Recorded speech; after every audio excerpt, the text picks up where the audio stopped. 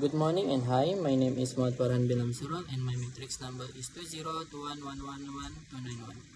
We are from Group 4 and we will present our case, which is United Dominions Trust v. Kirkwood. United Dominions Trust was a finance company which brought an action to recover payment of a loan which it had made to a dealer. The dealer defended the claim for repayment on the basis that the United Dominions Trust was not registered under the Moneylenders Act 1900 and hence the loan contract was unlawful. United Dominions Trust claimed that it was exempt under Section 6D of that act because it conducted banking business. In support of this, it argued that it was recognized in the city as a bank. It enjoys certain privilege given only to banks, and it had a clearing number. The storyline of this case is United Dominions Trust v. Kirkwood is a notable legal case that involves contractual disputes in the interpretations of terms and conditions within a credit management. The case revolves around a credit agreement entered into between United Dominions Trust, a financial institutions, and Mr. Kirkwood, an individual borrower. The agreement included standard terms and conditions which govern the rights and obligations of both parties. UDT sought to enforce a term in the agreement that allowed them to terminate the contract and demand full repayment of the loan if Mr. Kirkwood failed to maintain proper insurance coverage for the financial vehicle.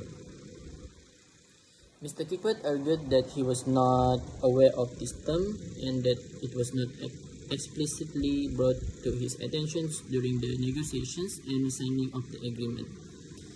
The case reached the courts, where the central issue was the interpretations of the agreement and the determinations of whether the term regarding insurance coverage was sufficiently incorporated.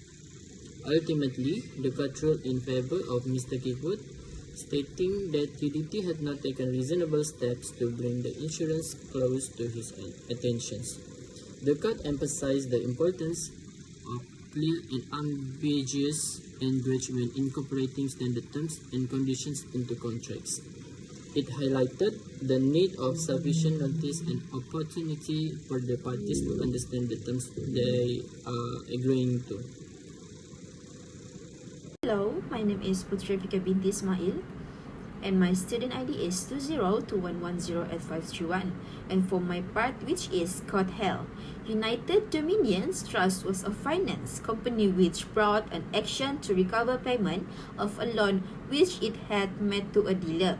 The dealer defended the claim for repayment on the basis that the United Dominions Trust was not registered under the Moneylenders Act 1900 and hence the loan contract was unlawful. Once it was shown that the plaintiff lent money in course of businesses, it was for them to show that they act as a bank. The plaintiff failed to show that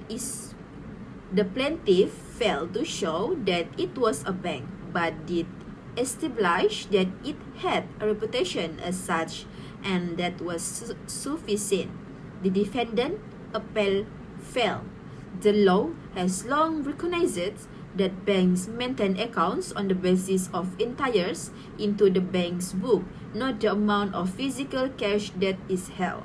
That's all from me. Thank you. Assalamualaikum and hi, my name is Siti Aisyah binti Tony and my matrix number is 2021123507. I'm going to present principle established, which is in the United Dominions Trust Ltd versus Kirkwood, 1966. A bank must have the following features. Firstly, they accept money from and collect checks for their customers and place them to the credit.